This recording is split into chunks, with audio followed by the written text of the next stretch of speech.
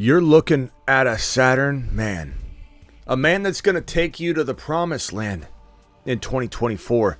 This guy's going to win league single-handedly for his owners in 2024. This man who finishes RB10 in 2023 with 11 total touchdowns with a very slow start. Absolutely sitting atop of a lot of statistical categories. This is a Saturn man. This is a man that will win leagues in 2024. And the Jahmyr Gibbs show begins right now. Live from the FantasyFootballShow.com studios. It's the Fantasy Football Show. Live! Monday through Friday, 8 p.m. Eastern. Smitty is also live whenever news breaks. Live whenever news breaks. Live whenever we've got to talk about a Saturn man, a moon man. Here you go. The Saturn men. One small step for man, one giant leap for Saturn. Spaceman.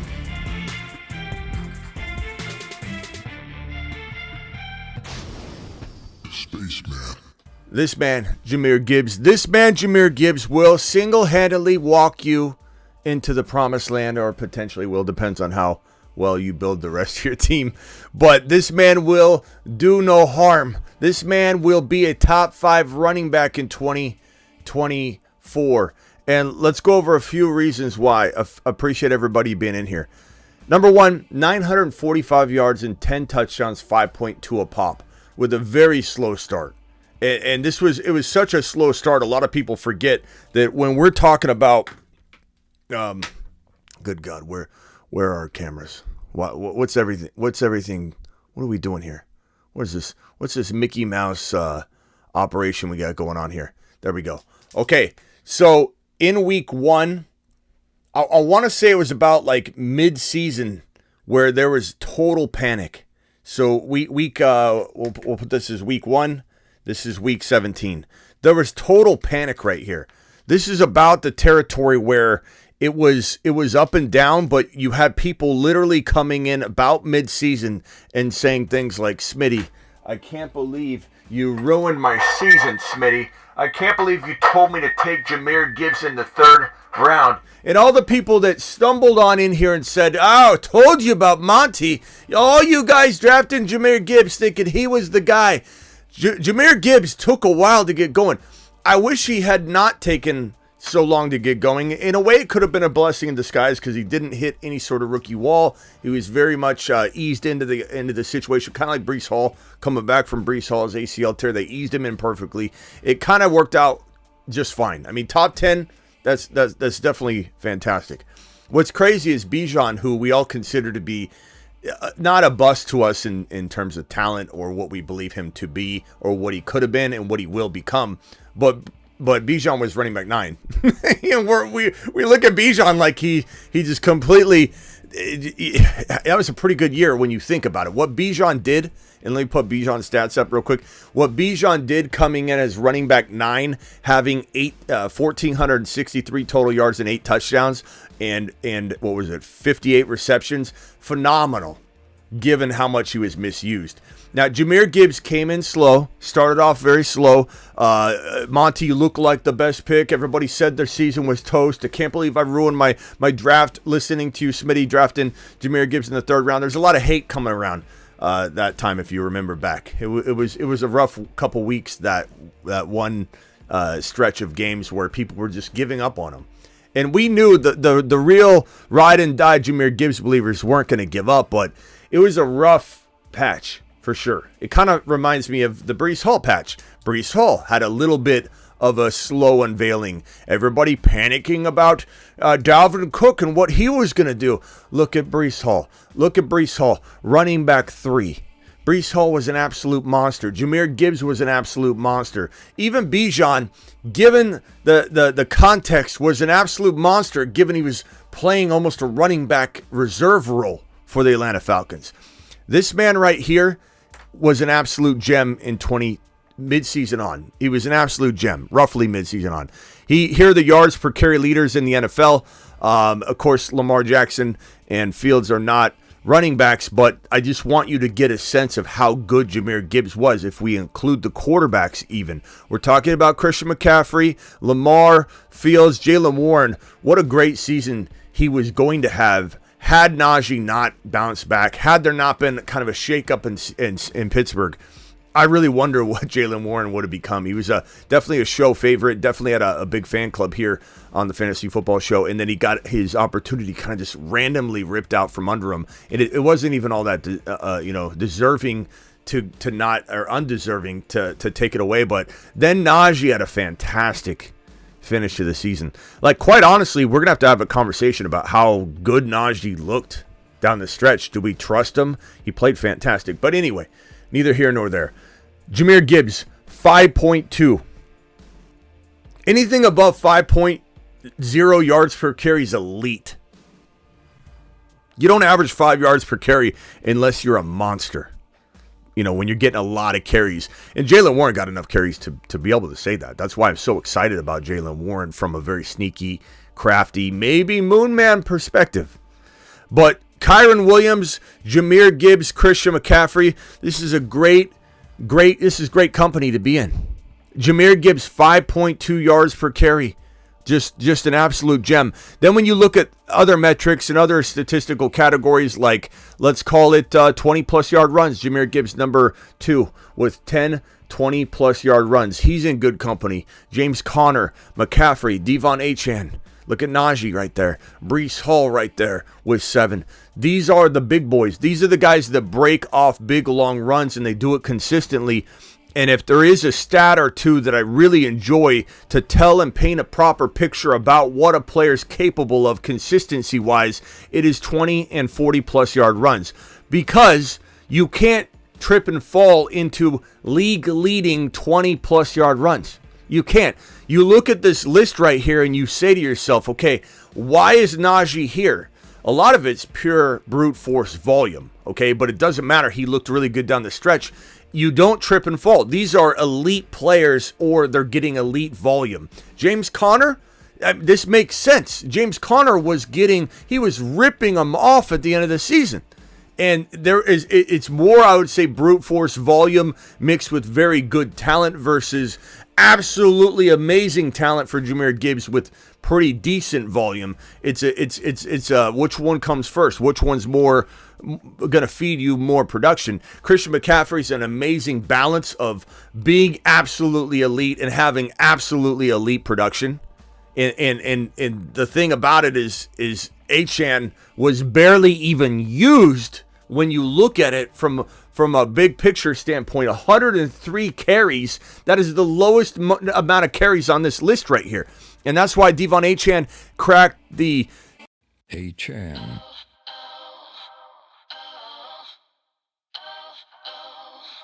Achane. That's why Achane cracked the list before any of these guys, because Achane, let me see if I can get the Achane board up here. Achane, here we go. Achane, he was a Saturn man, 800 yards, 8 touchdowns, 11 total touchdowns. This guy has he's averaging better yards per carry than anybody in the history of the National Football League. This guy is the number 1 yards per carry monster in the history of the NFL. In the history of the NFL, nobody's a better yards per carry player. And to see Devon Achane, I know this is Jahmyr Gibbs' time to shine, and I'm stepping all over it by talking about Devon Achane, but that's just amazing right there. 800 yards, 103, and he's right here with the most. He's fifth. What is he? Third. Let's see. Achane's 4th in 20-plus yard runs with 103 attempts. Does anybody understand how impressive that is? I don't mean to step on your time to shine, Gibbs, but are we really understanding that this man is 4th in the National Football League in 2023, Devon Achane, with 8 20-plus yard runs on 100 carries? That's unbelievable. That's almost a 10% clip. That's crazy. That's absolutely ludicrous. But back to Jahmyr Gibbs, 182-10, that ain't half bad. In fact, that's 2nd in the league. Now, you got to ask yourself, Smitty, what's going to happen with Monty, what's going to happen.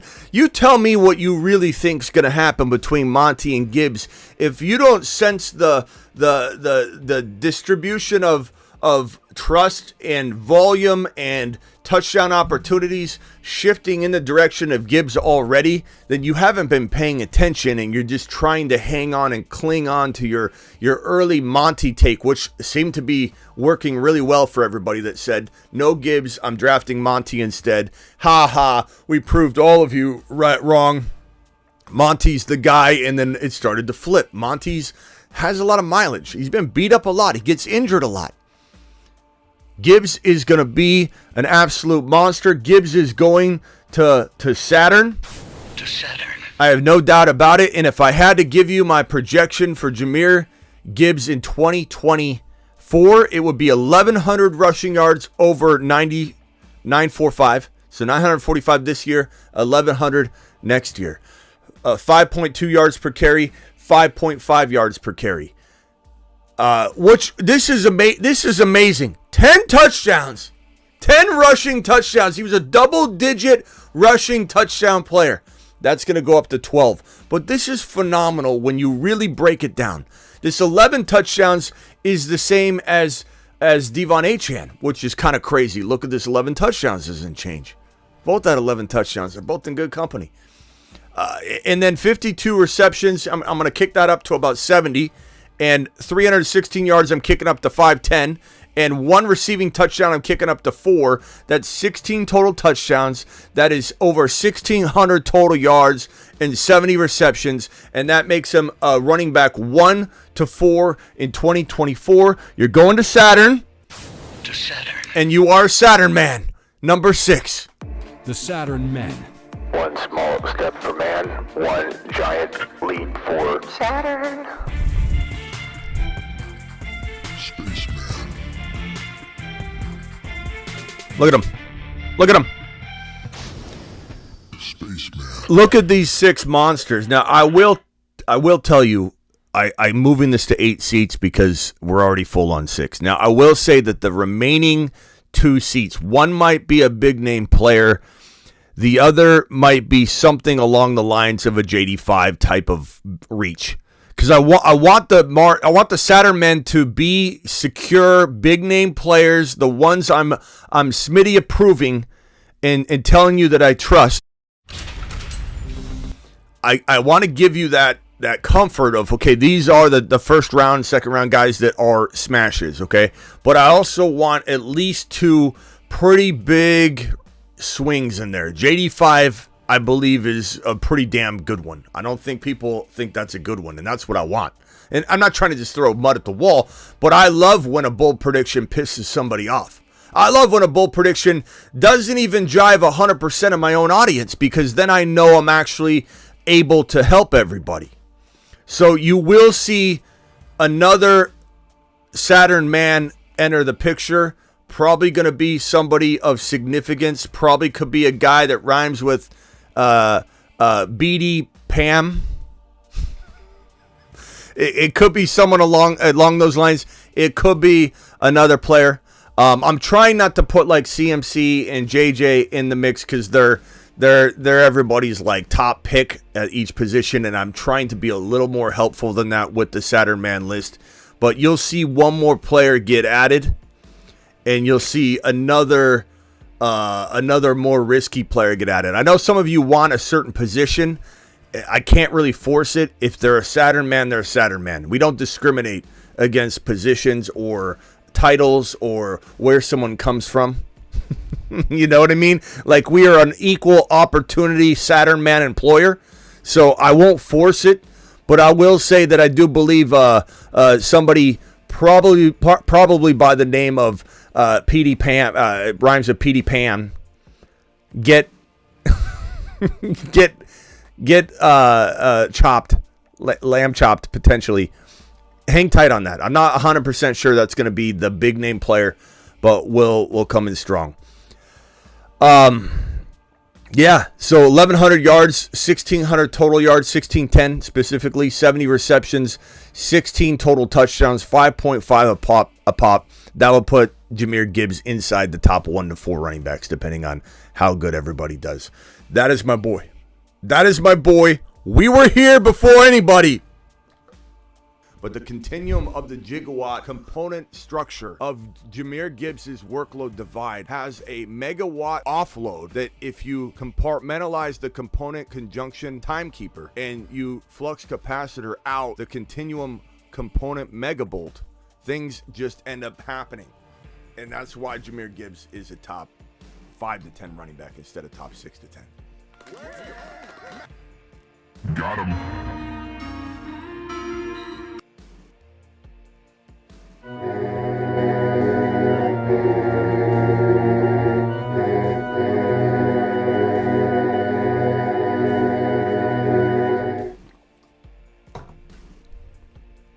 Jamir Gibbs, give us a ring. We need an interview. We need you on the show, pal.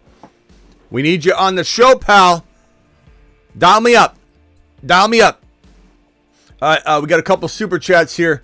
One from Perps here. $20 holler like the monster he is. Alert. Super chat alert.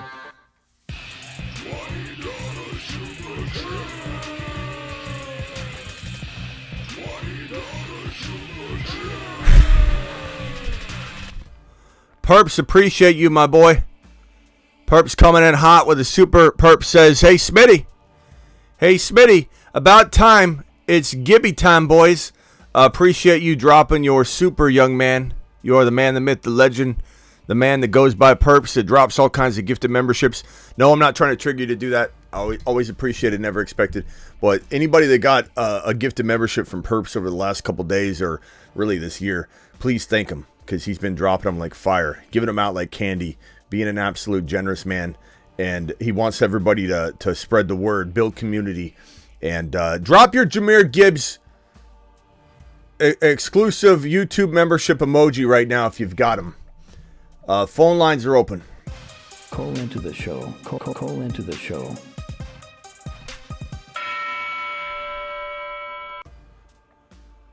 Jahmyr Gibbs is here to stay.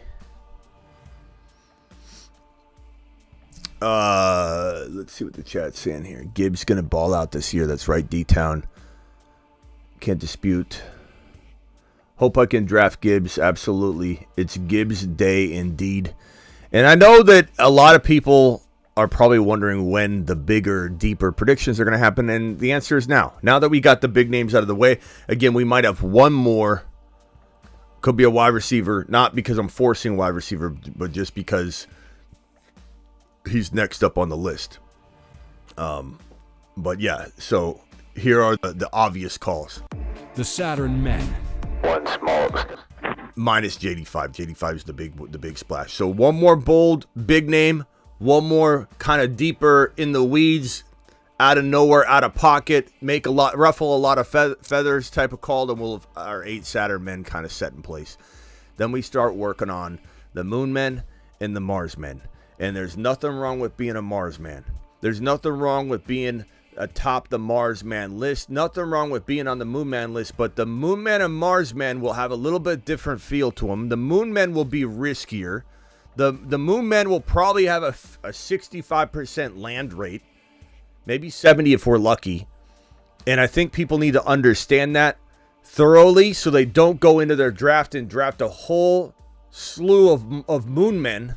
And then you're waiting on them for half a season. Like, the amount of people that drafted only a Moon Man team last year were crazy. And that's why I kind of have this broken down the way it is. We have a Saturn, which you could literally draft an entire team of, and you're not risking much. Mars Men are going to be a little bit in between, but a little bit more, like secure calls. And the Moon Men are going to be some of the Tank Dells of 2024 in the Moon Man capacity. So get ready for that. Ron Navy, you're live. Hey, I got through. I love the new show, the Fantasy Running Back Show. Yeah. So you can't draft a full Saturn Man team because 5 of the 6 are running backs. Well, you can if you want. You can if you want. Yeah, I don't discriminate. I'm not going to force anybody. I mean, we got so many Mars men, and Mars men are fantastic. There's no shame in being on the Mars man list. It's the Moon men, the Saturn men list are going to be, there's 15 to 20 other players that could be Saturn men. Like, we could argue all day long about this guy should go over this guy should go over this guy. And some might say JD5 should be a Mars man. And maybe I move JD5 to the Mars man list and we open up a spot. I mean, it's possible. I try not to make too much movement because I don't want it to feel like the list sells on people. I don't want anybody to feel like, man, I drafted. But moving from one list to another in rare form, but there's a reason I did it, and I'm sticking to it. JD5, I think, is going to be that guy. But I need a couple of those swings. It feels right. It feels like the one that I truly believe in myself, and so I'm going to stick to it for now. The only thing you might see is maybe once or twice every like 4. I don't know. Maybe 3 times total on the whole year will we have somebody drop off. We had Kadarius Toney on the Moon Man list. We took him off like last year. So we certainly could do that. Like, especially if someone gets injured, I'm not going to just stick somebody on the Moon Man list and because he was there, leave him. Like, people are ridiculous with that. I can't believe you didn't leave so-and-so on the Moon Man list. I drafted him. Like, what do you want me to do? Gets injured, the situation changes. You want me to just stick to my guns and continue to pump out Kadarius Toney content because you drafted him, Bob? Like, it's going to happen. But on rare occasion, because I believe in these guys with conviction, and it's going to take an injury or something crazy to move someone down. But what we do have is the midseason monster list, and that is a place for when situations kind of change. We're not selling on the Moon Man or Mars Man or Saturn Man, but if a situation changes, like in the case of Penix, and Penix is still not removed from the Moon Man list, but he might be because his landing spot could potentially open the door for maybe a more crafty but longer to unfold type of situation. And I truly believe by at least midseason, he'll be a monster. And this list is no more watered down or anything in terms of value. It's just a matter of predicting it. Like last year, for example, the midseason monster list was right here, and it was fantastic. Look at this list.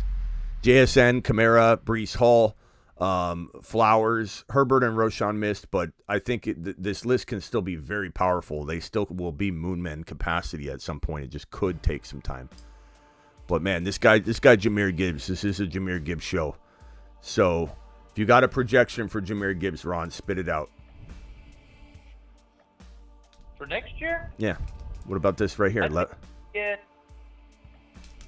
I think next year Gibbs gets 1,100 yards rushing, and I'd say 300 yards passing. Passing? Catching, receiving. Oh, receiving. Yeah. Passing. Receiving. Well, passing and receiving are different, but okay. So 300 receiving. I mean, he had 300 last year. You don't think he ups that? He had 316? Yeah, maybe. All right, let's give him 400. All right, how many total touchdowns? Then, I think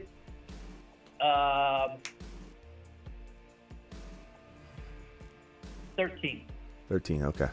So 2 more. So not a huge bump for you. You don't have him going up significantly.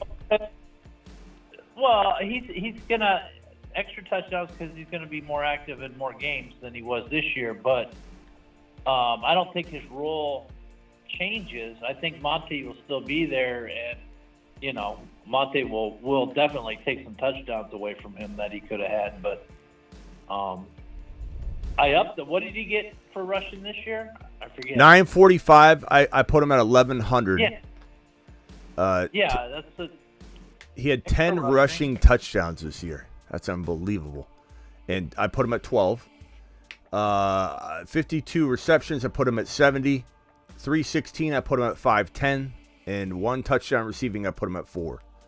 So I have him at 16 total touchdowns, 1,600 total yards and 70 receptions is what I'm expecting. Because that's like There's nothing wrong. he wasn't used until midseason. Travis Right. Travis Rowe, you're live. What's your projection here? Gibbs man extraordinaire. I mean, he could get to 1,100. I think he's probably closer to 1,000 still in the same range, and maybe 1,100. But I think he's closer to like 650, 700, 750 receiving yards. I think we start to see like really similar to McCaffrey Kamara type numbers. Kamara.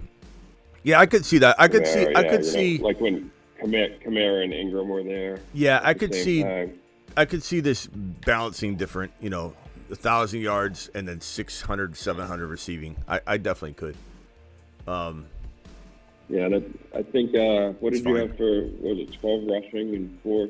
Yeah, I'd probably put it around that, maybe like 10 and 6. Same 15, 16 total touchdowns. Yeah, he feels like a 14 plus lock if he's healthy all year. Because just the way he and Achane have this acceleration, they're very similar. I know a lot of people don't think they're as similar as I make it out to be, but I believe they are, because when I watch like footage of them, especially if I put it side by side, I've done this on my Instagram, and they're two of the pretty much same plays from about like the 10-yard line, and their acceleration is just unbelievable. And so their ability to score those 10-yard touchdown runs untouched that's going to be 2, 3, 4 of them right there. Breakaways, when Gibbs is in the top 2 and 20-plus yard runs, that tells you that he's going to have at least 3, 4, or 5 of those rip-off touchdowns. You're taking a house 20-plus yards out. So, yeah, I mean, you're talking about like just he's got a baked-in amount of touchdowns that aren't even like, the normal close, 1, 2, 3, 4 yard, goal line type stuff. And I know Monty will still be in the picture, but I think we're all kind of feeling that like even near the goal line, they don't just take Gibbs out anymore.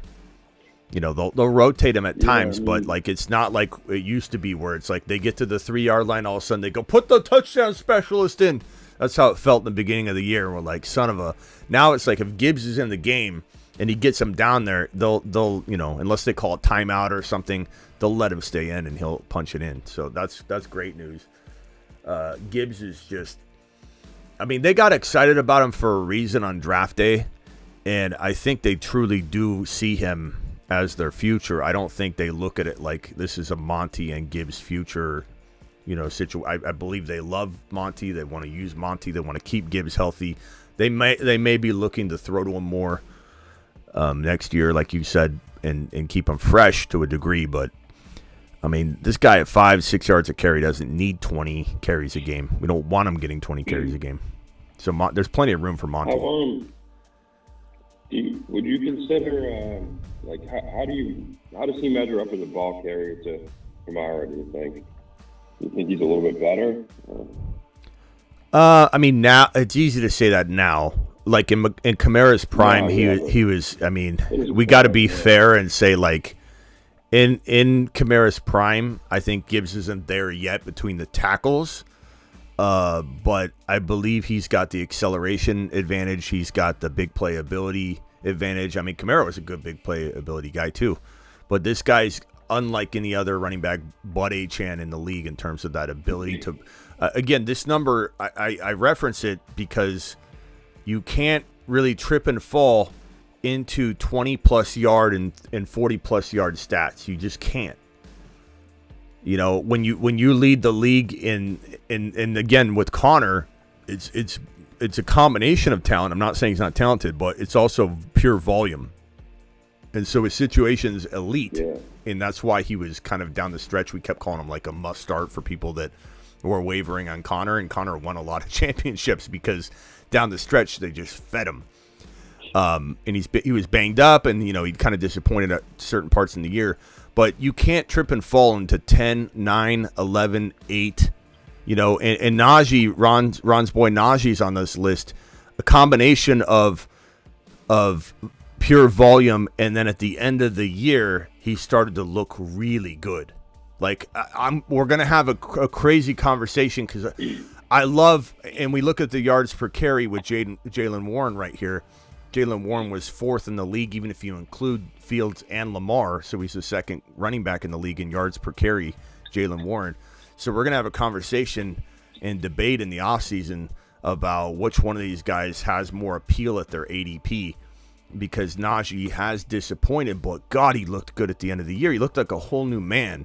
And so, him too, getting this amount of 20-plus yard runs is impressive. Saquon Barkley, where's he going to go? 7 20-plus yard runs. This man may want to return, may not want to return. Where does he go? Breece Hall, unveiled slowly, 7 20-yard-plus runs. But again, this is about Jahmyr Gibbs, not to take the spotlight away from him. 10 20-plus yard runs with a slow start is fantastic. This guy's going to be unbelievable. Yeah. I guess in terms of rushing ability, I get that. What, Ron? That Najee's going to have a hell of a game Sunday. Let's hope. Let's hope he continues. If he can leave the year, even if the Steelers win or lose, whatever, win 2 games, lose, they're going to win. Whatever happens. If Najee can finish on top, like if he can do this again and look strong and run tough, then it's going to be an interesting ADP territory for him next year. Because I don't think I'm willing to invest something super high, but like I'm impressed with the way he looks.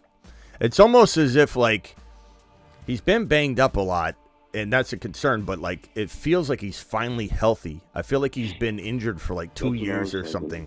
It really does look like he's finally healthy, which is concerning. It took that long, but like he looks really good. It's not just that. It's offensive line is blocking better. That too. The offensive line has a lot to do with that. So it's not all Najee. It is the offensive line gotten a lot better. That's true, but at the same time, like you watch him, and he's like not giving up. He's like just running so tough, and we didn't really see that before. But it's a combination for sure. He looks fresh. Yeah. He just looks healthy. It's weird. It's weird. What? On the TV, my heart about something when Belichick retired, but leaving New England, the first place they mentioned was Atlanta, and I was like, no, please God, no. Yeah. Belichick going to Atlanta would be a disaster. Belichick literally. He's the worst choice for Atlanta. Worse because he can't solve quarterback problems. Everybody thinks that because he had Tom Brady, he knows he's the quarterback whisperer. He's not. Tom Brady, might I remind everybody, was not meant to ever start. He was drafted as a backup, and you could say that's amazing that they had enough belief in him to put him on the roster. They need to get flowers for that. That whole New England organization needs flowers for drafting Tom Brady.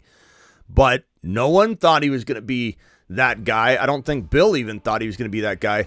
And they even had a dilemma when Bledsoe was healthy to come back. They had to make a choice. Do we go back to Bledsoe, who's an elite quarterback at the time, or do we go with the guy Tom Brady, who looks like he's got so much promise, and they made the decision to go with Tom Brady.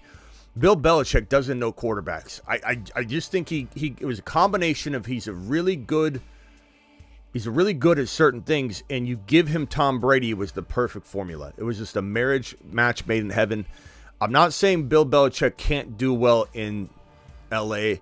I'm not saying he couldn't go somewhere and do well, but he needs to not be in control of the quarterback hunt for, let's call it Washington, Atlanta, or Seattle. And not to mention the way he misused Ramondre Stevenson scares the hell out of me for what he would do to Kenneth Walker and that combination of situations. The Bijan Robinson situation.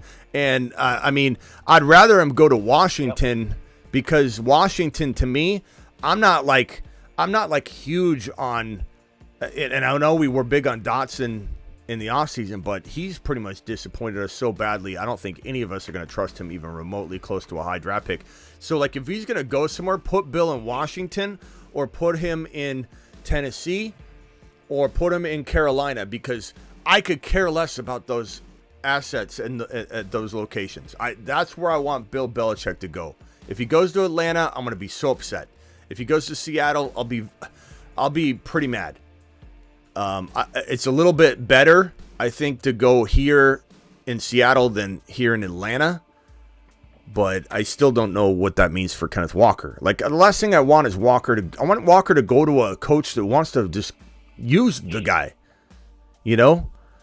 I feel like Pete Carroll loved him, which was great, but Pete Carroll, I don't think he deployed the right system for him.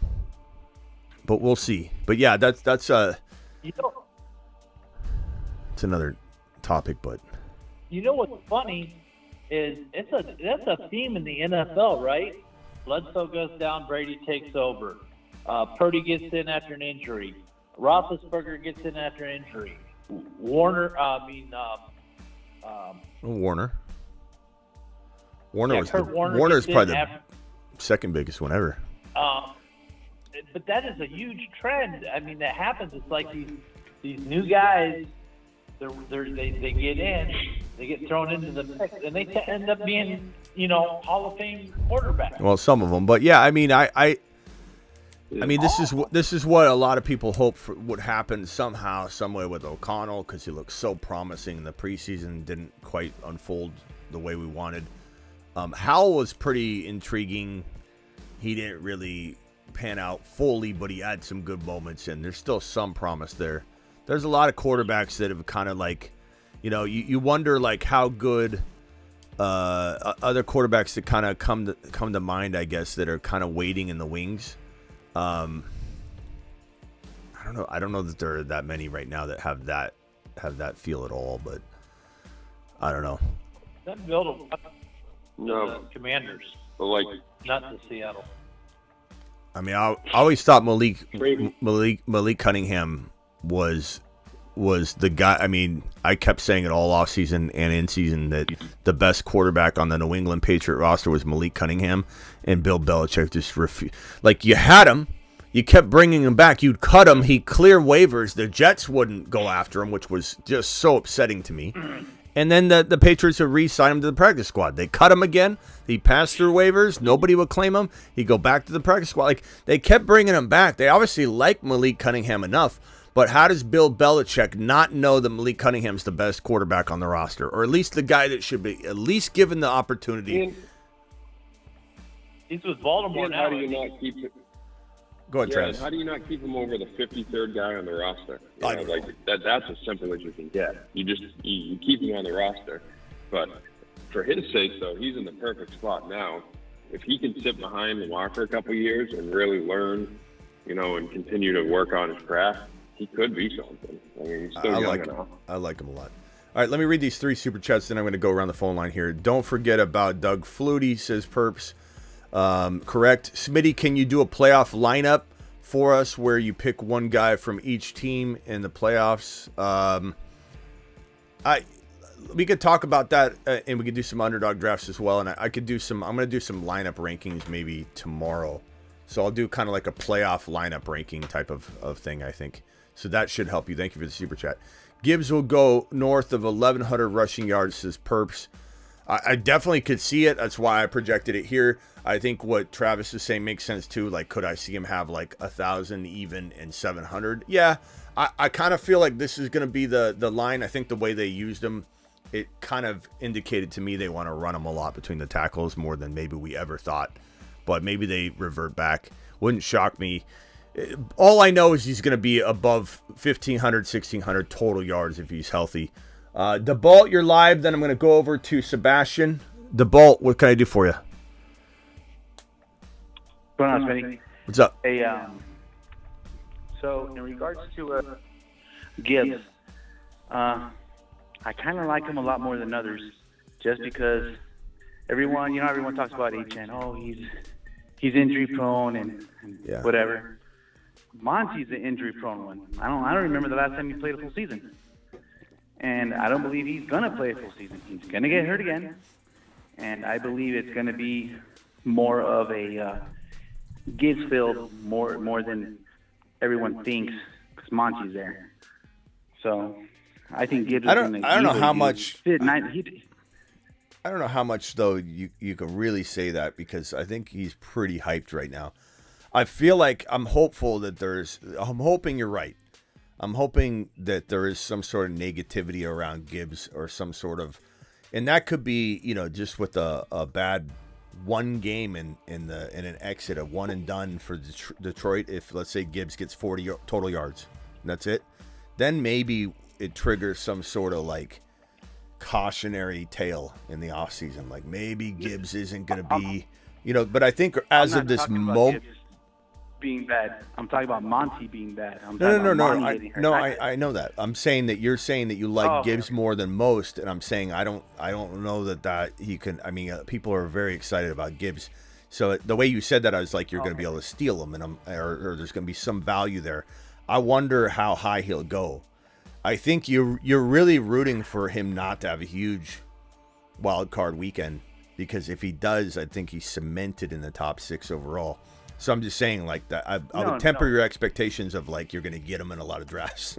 That's what I'm trying to tell you. No. I'm saying that Gibbs, you should go after Gibbs. I know. Because I believe he's gonna ball out a lot more than like he did. 950 on the ground. I got you. 400 around in the air, like with being slowly brought into the rotation, slowly brought into their game plan. Mainly it was Monty in the first 5-6 games. I believe it's going to be a reverse effect. Yeah, but what I'm saying it's going to shatter. I know, I got you. What I'm saying is, I think you're posing it like it's not a take that everyone's going to share, and I'm just saying be prepared. Everybody already feels that way. You know what I mean? Like I don't think anybody. I don't think anybody thinks Monty's the guy anymore.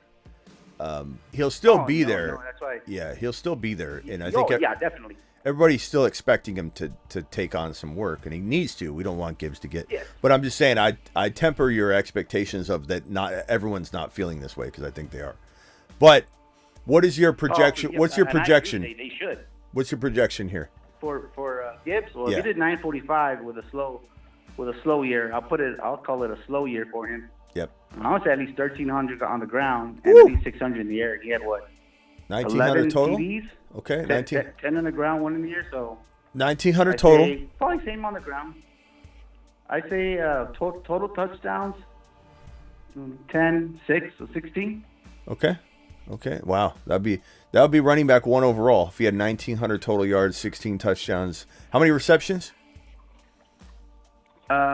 We did around 50. 52. So I'm not giving him that much more in there. 52, yeah. So I'm not giving that much more in there. Maybe around 70. That's to a get lot. him that extra, about 200 yards. Yeah, that's a lot. Or give or take. But I just don't. I've never. I understand Monty, and I've always been a Philip Herbert believer. And I was like, Mom, he's better than Monty. Monty always gets hurt, and he did all the time. And Herbert balls out. And Herbert got a shot and didn't do nothing.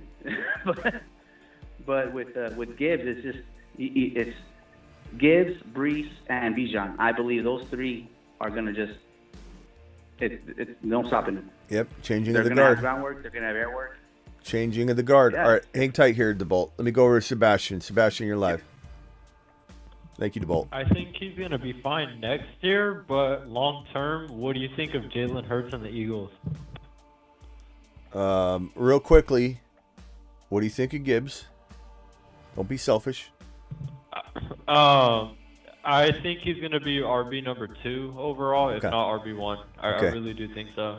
It's going to be between him, Bijan, Brees.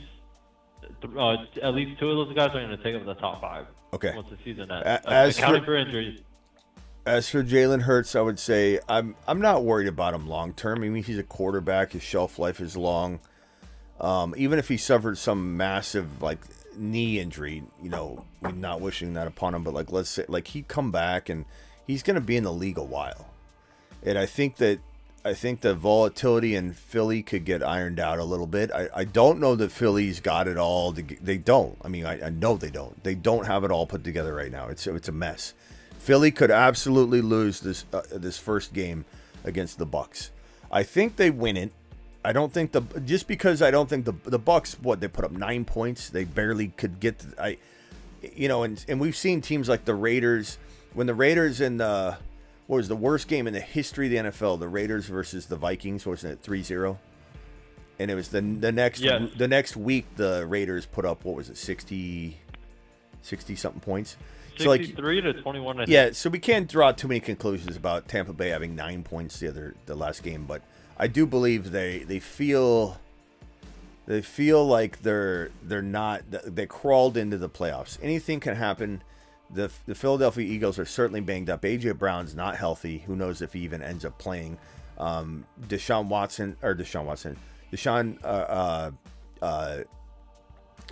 Smith.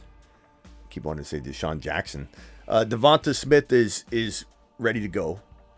I still think this team's going to win this game, but would not be shocked if they got destroyed by the Dallas Cowboys. Should the Dallas Cowboys advance through Green Bay, I could see at this point in the game here, if this bracket goes per what I have here, I could see the Dallas Cowboys destroying the Philadelphia Eagles if they don't get their crap together, if A.J. Brown's not healthy. But it's still a player in Hurts that I think could win any game at any moment. He reminds me of Josh Allen in that, like, it doesn't matter what's happened. I think in any given moment, if the defense steps up, if he gets any support at all, Hurts could run for 2 touchdowns, score 3 total touchdowns, and walk in a winning score like he did a few weeks ago, where everybody was like counting him out. He walks in the touchdown and everyone's just like, yeah, never mind. He's still it. He still got it. He's still the guy. I have no questions about his future value. I've loved this guy for a long time. Hurts was a big breakout. He was a moon man when a majority of the fantasy football content creating world was doubting him, against him, calling him a potential bust. He's calm. He's cool. He's collected.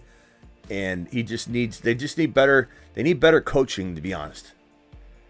I'm not huge on Sirianni. I think he's done very, very well in certain parts of what he does, but he's arrogant, and I don't think he has it all put together. I think the offensive coordinator shot that they took this year, the loss of Steichen, and everything that he brought to the table is left them with holes that they have not filled. So that it's gonna be a rough playoff outing for them, even against the Bucs, and then hopefully they can put it all together. But I don't know. But I wouldn't have any concerns about his dynasty value or his long-term value, bro. And then is AJB on a long-term contract yet? AJB, he's not a free agent, but Ziggy, what is AJ Brown's contract? According to an Alexa Answers contributor, Brown signed a 1-year, $3.1 million contract, which included a more than $916,000 in base salary, a $2 million signing bonus, and more than $370,000 in a roster bonus. Ziggy off. Here's his contract right here. It says, was it saying Jerry Brown? Oh no, it was just showing. I think it was some guy on the Browns that said, huh? AJ Brown's contract. What is AJ Brown's contract? I think he was saying it correctly, but it was showing something else. Okay, here's his contract. AJ Brown,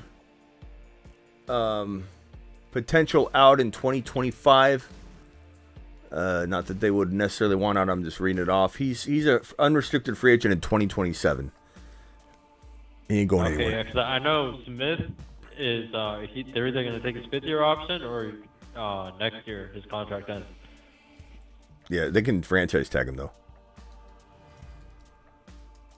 But yeah, I don't know. I just thought the Eagles were an interesting situation. I mean, they'll franchise tag him versus letting him go, but he's not an unrestricted free agent until 2026. Devonta Smith. Wow. Okay. Yeah, he's not. They're not at risk of losing him. They got the boys together for a while, and granted, he could still want to hold out, and try and. But it wouldn't be this offseason. It would be the next offseason. But yeah, he's unrestricted free agent in 20. Well, what the hell is going on with this contract here? It says unrestricted free agent in 2026. It might be a team option in 2025. Yeah, because 4 years on the rookie deal and then his 5th-year option. Yeah. Okay, yeah, 5th-year option. That's right. But it's 2026 that he would be unrestricted free agent, not 2025 though. Oh yeah, I counted it wrong. Yeah, that's why. So they'll roll him out this year, and then he'll hold out or want money probably next offseason, walking into this final year. He won't want to play his final year. What are your thoughts on Joe Burrow in Superflex? I've seen people say he's as high as top 5 overall in Superflex Dynasty. I mean, sure. I think you could put Stroud above Burrow, Burrow above Stroud. You could put, he's probably a 4 to 8 guy, 4 to 8 overall guy. I don't think he's a lock of any kind in the top 4 or 5. I think it's his preference. I mean, there's a lot of people that are going to have Burrow like 5 or 6 this year out of all quarterbacks. All right, Sebastian, hang tight. I know you're just going to roll through questions. Sebastian's got a whole booklet of questions that have nothing to do with one another. He's just going through one after the other. I love Sebastian. Okay, hold on. Ron Navy, what else you want to talk about? Hey. Sebastian, you don't need to leave. I was just saying, hold on a second. He hung up. I think he took that wrong. It was just one after the other. So I said, hold on, Sebastian. And then he hung up. All right, what can I do for you, Ron? Not much. I just called in to talk about the Belichick thing and, try to be a funny clown like I normally am by saying the fantasy running back show. Well. I'm just... No, I'm fine. I'm fine with that. I'm not forcing any positions, though, just so everybody knows. But there's plenty of room on the Moon Man list. We're going to get wide receivers galore. But I think me putting Saturn men as majority running backs is telling of my best player available mentality in the first round this year. I will be running back heavy by design. So, it's... You've always been biased for the running backs. I mean, that's just how you are. Me too. Yeah, I would say last year I was way open-minded to wide receiver in round 1, but traditionally, yes, I have been over the course of time, but I think this year more than ever, I still got to do a bus show. I still got to, not because remember when is a fun form of conversation. I think I hate doing let's do the fantasy football, awards. Who is we don't need to talk about the past unless it's helping our now. And so we will remember the past and talk about it as it relates to right this second. Like, what do we think here? Look what we thought here. What do we think? Like, that all makes sense. But I would love to go over from a let's learn from it perspective, the top 40 overall players last year and take a look at how many of them busted and talk about who might rebound of those players and who might fall victim to the same sort of thing that we saw unfold in 2023, because it's been insane. I'm going to do a video on it. Are you going to do that before or after the coaching situations have been figured out? I don't know. Whenever I have time. Probably try to do it before. I'll try to do it in the next week. It might, with the coach, whatever coaches go on any given player, it could change. You could have a player that you're not very high on, but then they get the right coach in there, and you're high on them because of the coach. Yeah. Or vice versa. Sebastian, call back in. I didn't mean for you to hang up, bro. Maybe he had to go real quick. Maybe he's not mad. I don't know. Did I sound like that? Did I sound like that was mean? Did I say it in a mean way? He just kept going, and I had to stop him, or he wasn't gonna stop asking a new question. I had to roll through the phone line. So did I sound like I didn't sound mean? Did I? No, you didn't. Okay. Yeah. He just went to write down more questions. It was just like they were all unrelated, which is fine, and I love that. Like sometimes I'll be like, let's open the phone lines, and not many people call, and I'll be like, where's Sebastian when I need him? Because Sebastian will rip off 8 questions that are totally unrelated to each other, just one after the other. He's got a notebook of them. Sebastian's notebook. In fact, we should have a little scene. Let's take a look at Sebastian's notebook. We'll hit the button, and it'll pull up his notebook, and we can see what he's writing down. You're kind of like the sleeping thing he had. Yeah, we still got that. Hold on, let me get this caller. Let me get this caller on. 909 caller. Who is this? 909. Who is this and where are you calling from? What's your name? I'm from Los Angeles. Mike from where? Los Angeles, LA. Oh, Mike from LA. Okay. You sound like you were blah, blah, blah, blah. Mike from blah, blah. I thought you just. Okay, what can I do for you, Mike? How you doing, Smitty? How you doing? I'm good, bro. So what are you thinking? What are you thinking? McCaffrey, Gibbs? Who we got? Who do I like? One? Who do you like as one? Gibbs, McCaffrey. I think that if you gave me this has been my stance pretty much all the short off season that we've had so far since the fantasy season ended, very, very short amount of time. This has been my stance. If I have this number 1 overall pick, here are the rounds. I've got this number 1 overall pick in 3 different leagues. I'm going to make one of them McCaffrey, one of them probably Breece Hall, the other one probably either Gibbs or Kyron, or JJ or something. But I am not going to, I guess my point is I'm not going to draft 3 CMCs, but I will 100% draft one of them. Got it. Diversify what do you my think about guy. What do you think about Jaden Reed next year?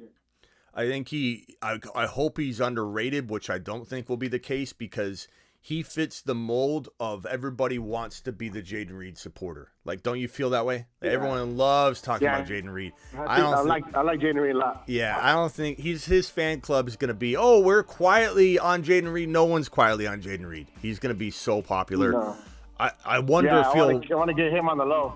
I wonder you won't. I wonder if he's going to get so hyped up that you can't even get him. It's going to be high risk. Not that it won't be worth it in one league, but part of me wonders, like, what if he climbs to, like, the 3rd or 4th round? Like, I don't know if he will. It depends. Like, what will depend? Again, so much will depend on the final stage, the final spotlight. You know, he might play one and done, but what if he has 150 yards and a touchdown? He's going in the 3rd or 4th round in 2024. If he goes out with no big splash, maybe he falls. I don't know. It's going to be so, volatile. We're in a quarterback stance. What do you think about Stroud? Love him. I mean, you got to put him in the. He has to be in the. You got to put a big range there, because I don't think you can leave out certain guys, just like you can't leave out Stroud. So I think your preference when it comes down to it, you can certainly have him wherever you want. Obviously, it's a free country, but I think once you get past Allen, Hurts, and you could even, if you wanted to come at me and say Mahomes isn't there, I think they're going to struggle again next year. I have nothing that I can prove to you that won't be the case. So if you wanted him 3, it wouldn't be crazy. But you've got Mahomes, Lamar, Burrow, AR5, Stroud, all kind of in a blender. And it's just preference, man. Right. Even Herbert is going to, depending on what coach he gets and what happens there, it's all preference. But, like, if you had Stroud 3, there's nothing wrong with that. There's nothing wrong with it. If you had Stroud 7, there's nothing wrong with that. You cannot tell somebody that they can't have Herbert or Burrow or all those guys ahead, just like you cannot tell somebody that Stroud won't finish as QB3. For all we know, he could be 1 to 3. He doing what he did as a rookie with 2. I mean, we might just transition this pancake stack that we got here over to the triple stack pancake stack, because what quarterback and 2 wide receiver combo is out there that mirrors this Stroud, Dell, and Collins? Yeah. I mean, that's really the pancake stack of 2024. We might transition the Burrow Chase pancake stack situation over to that, just because, I mean, it's just it feels so, as Jimmy G would say, it feels good, baby. They're gonna blow up next year. I think so. And I like cigar smoking Burrow, but man, yeah, I do too. He's been going down. Well, hopefully he pulls it together. You know what I like about Joe Burrow is that he's gonna, guys like Stroud will probably rise above him. Lamar's gonna probably rise above him, especially if Lamar finishes really, really well. even if he loses and gets to the conference championship or something and loses, whatever.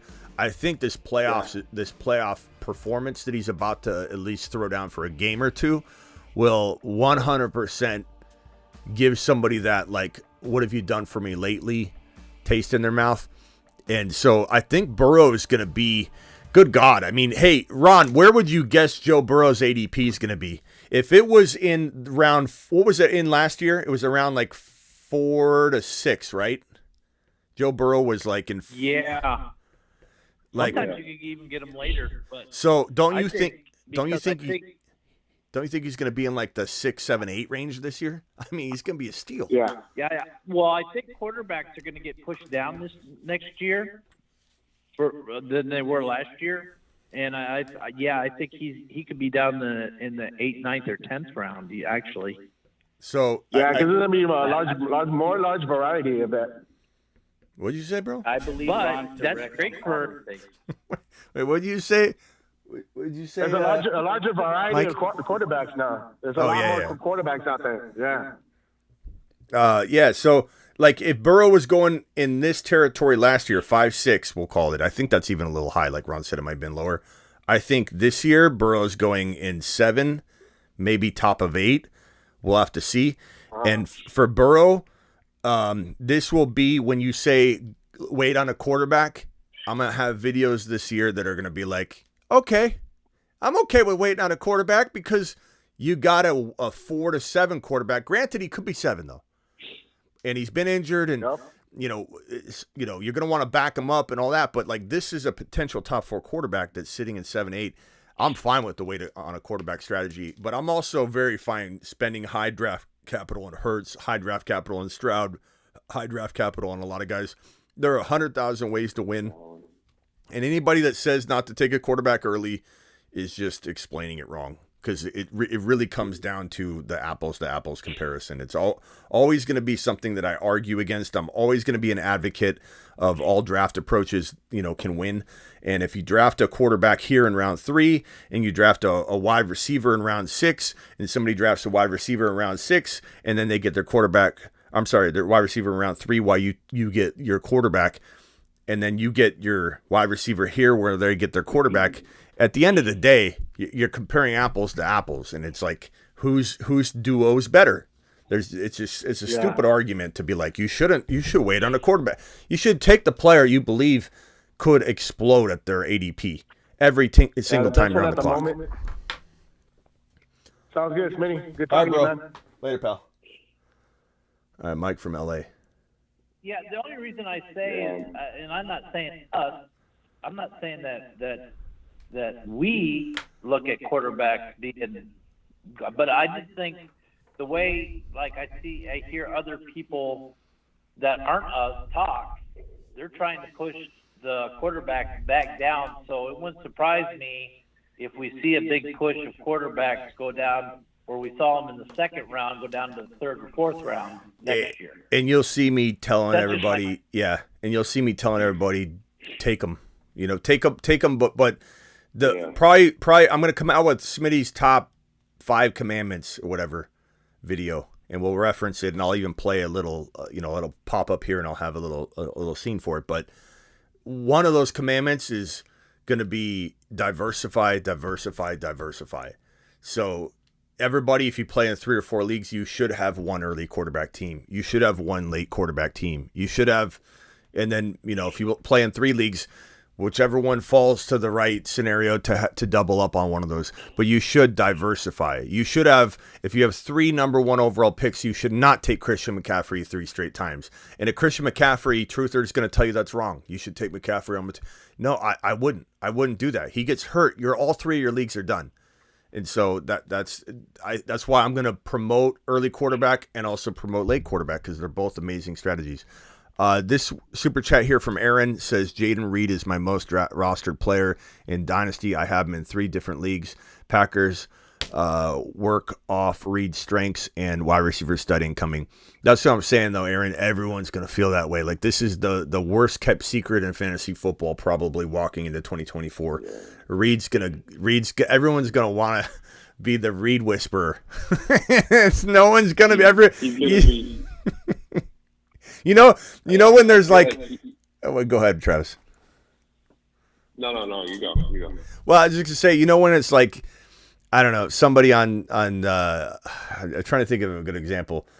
I don't know, like some social media video where. Never mind. It's gonna be a bad example. Go ahead. Say what you're gonna say. I was going to say a similar thing. I was just going to say I feel like this off season, Gatorade and Love are going to be like the two guys that everyone, all the outlets or all the social media says, this is your deep sleeper. Don't tell anyone about it. Yeah. It's going to be on everybody's list. I guess what I was trying to say, it reminds me of the guy whistling at the girl walking down the street. He just thinks that no one else is going after. He's just like I was going to give that in a social media example, but that's just the best way. It's going to be like, hey, I'll take you in.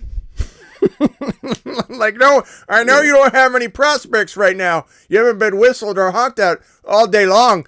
I'm your guy. It's everybody in the world. The reed whisperers are going to be out. And so, Aaron, I'm glad you already got him in 3 leagues, Aaron, because you're not going to be able to get him very easily. Wicks is the one I'd be looking at for really good value. I agree with that. Wicks is a good one to have. We don't know what's up with Christian Watson. I do like Wicks. Yep, exactly.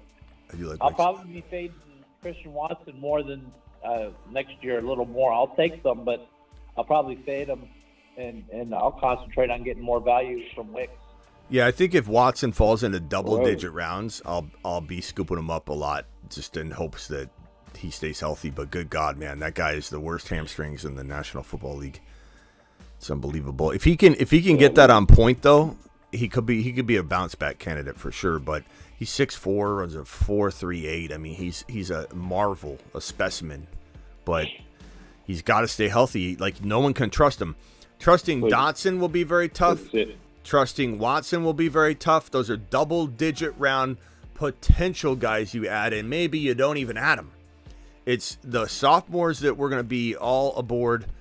I think London, depending on his situation, I'm very much expecting London's situation to get drastically better.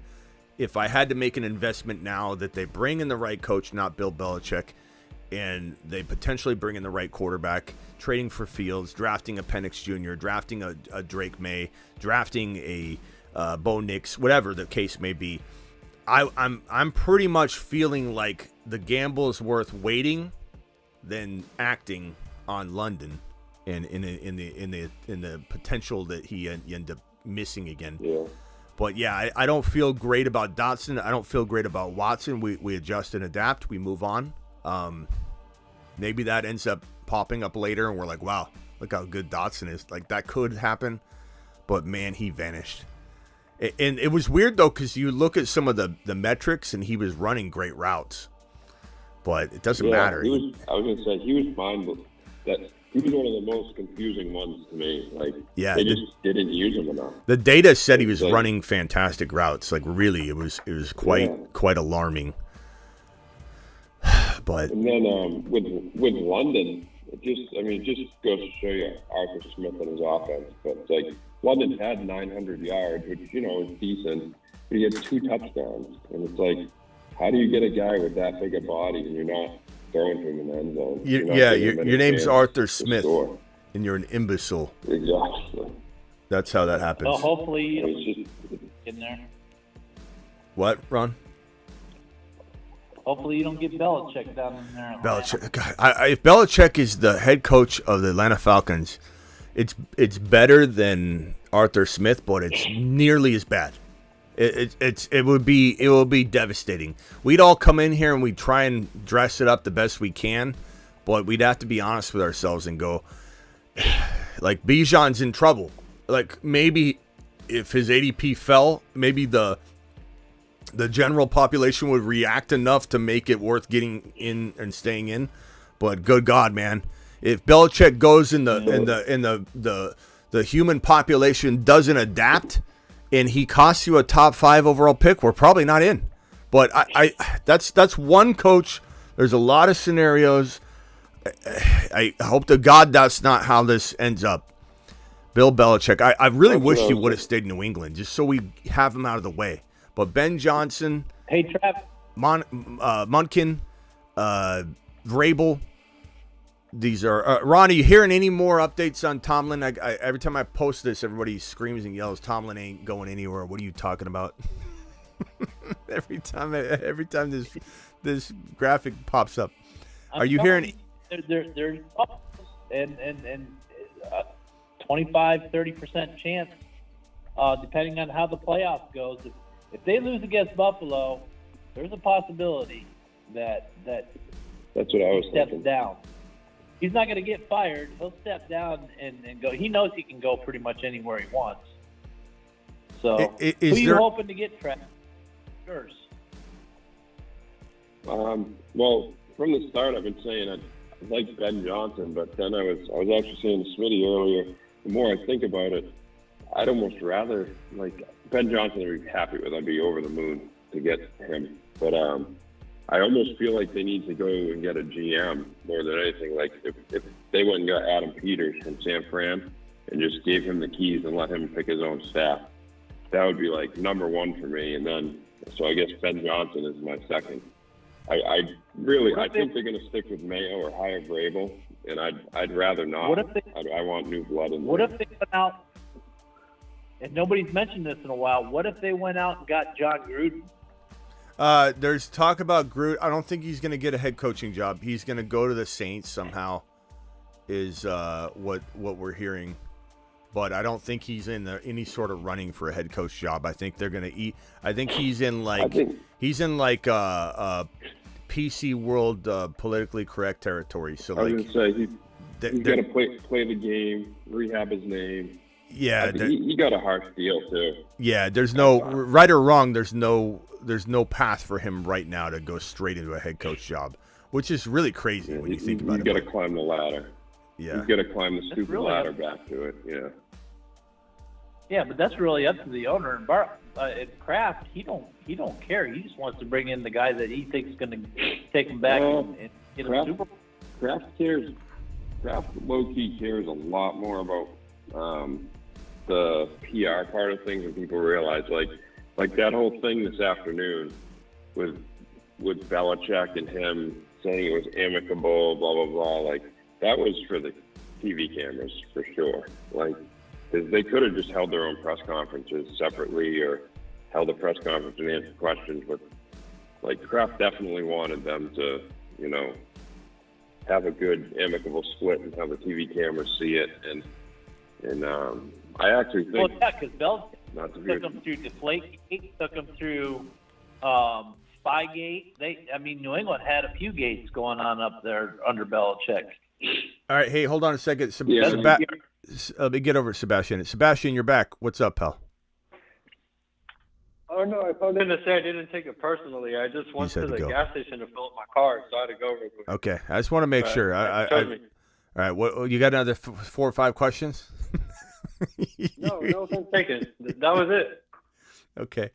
What are you thinking here on this coaching situation? Where do you think Belichick goes while you're here? He goes to L.A. or Dallas from a real life perspective. As much as it would suck if he went to Dallas, that's it. Yeah, the way I see Bill Belichick is he's gonna take his time, sweet time on this, and I think it was Adam Schefter that said this, and I agree with it. I think there's well, he didn't say this part of it, but he said that don't be surprised if he lands on a team that's not in the running yet, like Dallas. I think there's a 50% chance the team he lands with is not on this board. So the Dallas Cowboys, and everyone's gonna be like, no, McCarthy's not getting fired. If they lose against Green Bay, there's a lot of people, not just one or two or some kind of rumor. There are significant amounts of very, very in touch with the situation people that say that he's getting fired if they lose this game. Oh, anything short of an NFC championship game, he's gone, I think. I think Jones is anything short of going to the NFC championship, he's gone. Yeah. So everybody. That's too bad too. Well, hey, He proved me wrong. Hey, I've never been a big fan of him, but he had, like you said earlier, he really adjusted this year and turned that offense around. Yeah, but here's the question though, Travis: is it really too bad?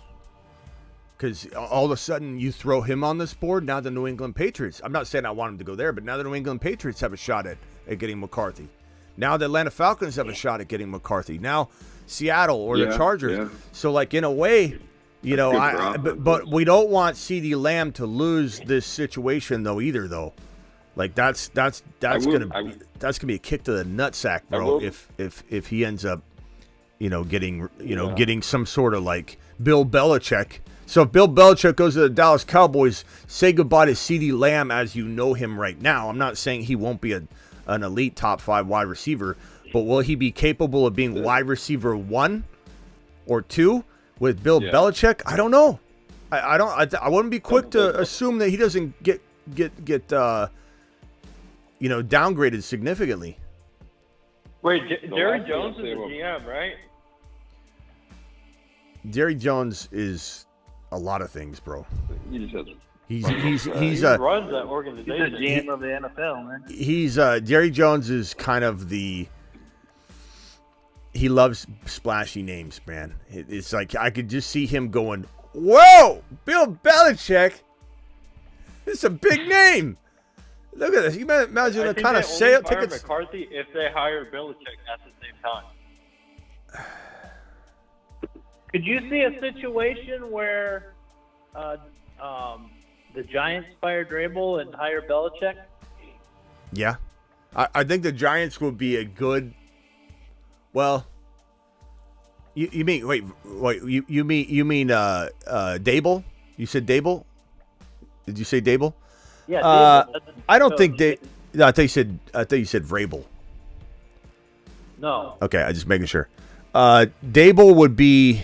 I don't think he's getting fired yet. I think he's got more time. He's a great. I'd want him on the path appeal. Yeah, but I don't think he's. If they're looking at it like Belichick, I mean, he's available. We'll never have another chance at him. Do you think that they wouldn't go that direction?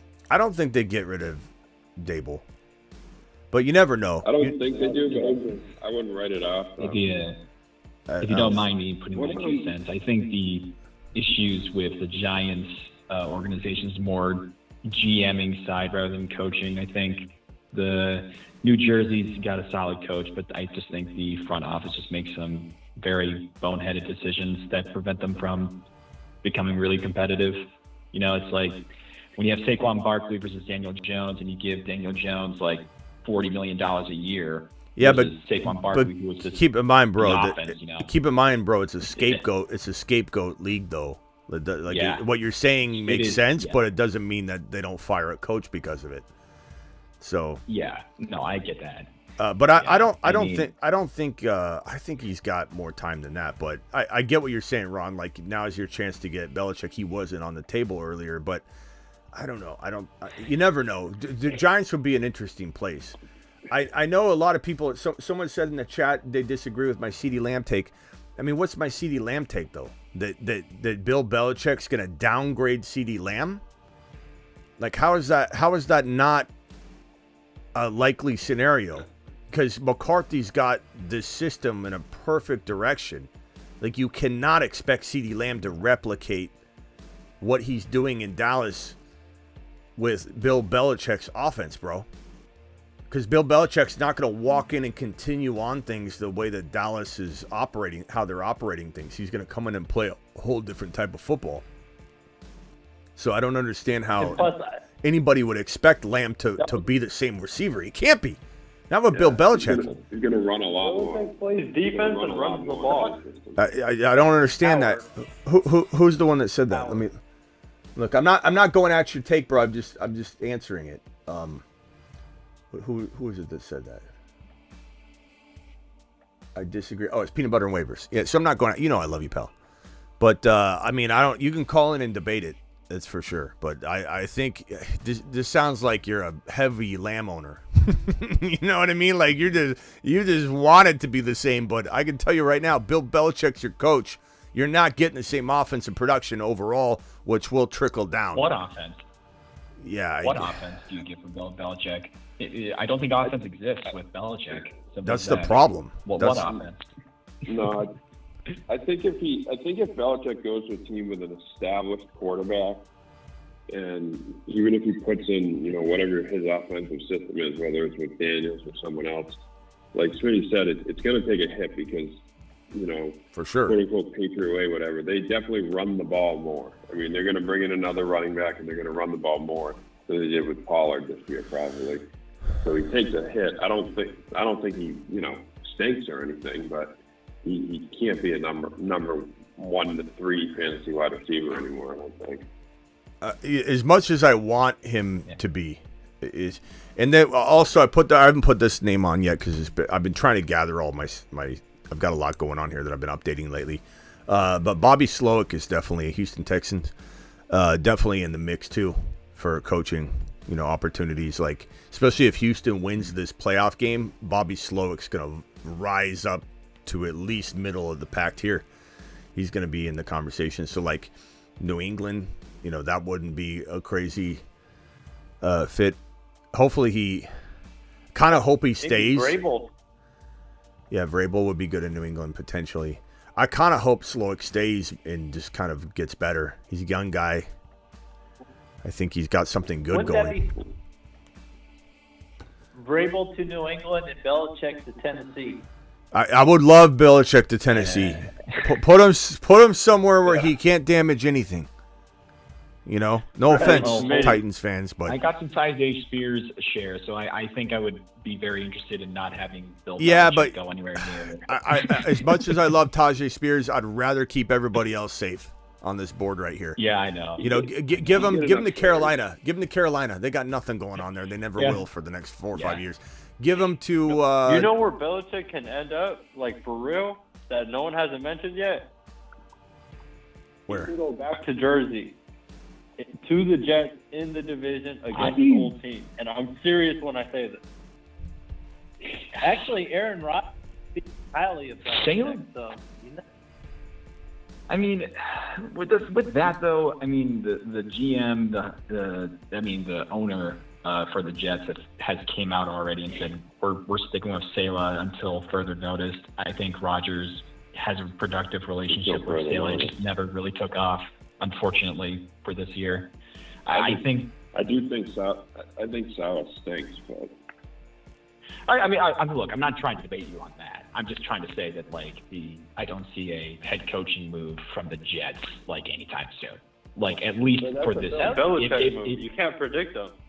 Yeah. So let me weigh in real quickly and just say that had Belichick not entered the chat in the situation, I think whoever was saying that's 100% right. I don't think there's any sort of change going on in New York. But now that Belichick's available.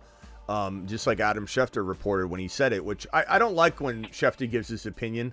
He's really good at facts and his connections, and when he starts kind of guessing, he's horrible. But I think he's kind of right on this. I think there are about 3 or 4 teams that were not in the search, and like Ron said, it could be Dable that gets the axe, and then there's about 3 or 4 teams that were not going to move on from their coaching situations that might now say, is it worth it to give Bill Belichick? Because this is the one chance we got. And I know a lot of us believe he's going to dumb down an offense, but there are going to be a few dancing partners out there that say, hey, this will sell tickets. This has got to be the move to make here. We're in shambles. Yeah. And could I see a Jets organization saying, you know what, we weren't going to do this. Let's bring Bill Belichick in. Which I hope to God doesn't happen. Because I don't want Breece Hall facing what Ramondre Stevenson faced. I want Aaron Rodgers to be head coach, which is what's going to happen if they keep things the way it is. Aaron Rodgers is head coach. Aaron Rodgers is head coach. Head coaching quarterback. Nobody tells him what to do. What? Well, that's the relationship that could work. Brady. Right. That could be the one quarterback. One more team. One at a time. Hold on. Let's go over to Brogan. Brogan, go ahead. Hello. Yeah, the one team I'll kind of throw in there as sort of like the unexpected surprise team that people haven't really mentioned, but it's definitely a possibility from what I've at least been gleaning from, is the Eagles. Because if Sirianni loses round one of the playoffs to the Buccaneers, man, sometimes that it can happen, man. I've heard it happen. I heard like some murmurs about Sirianni getting the can if he just simply cannot get this team together. The players only meeting is not good. I will say I think that the odds are not crazy. They have moved on from a Super Bowl winning coach within 2 years of winning a Super Bowl, so they clearly move on quickly if they need to. There are rumors that he's lost the locker room. Perps dropping the $10 hauler. You get a moonshot for that, Perps. Jerry's World says, Perps, appreciate you. Sorry it took me so long to recognize that.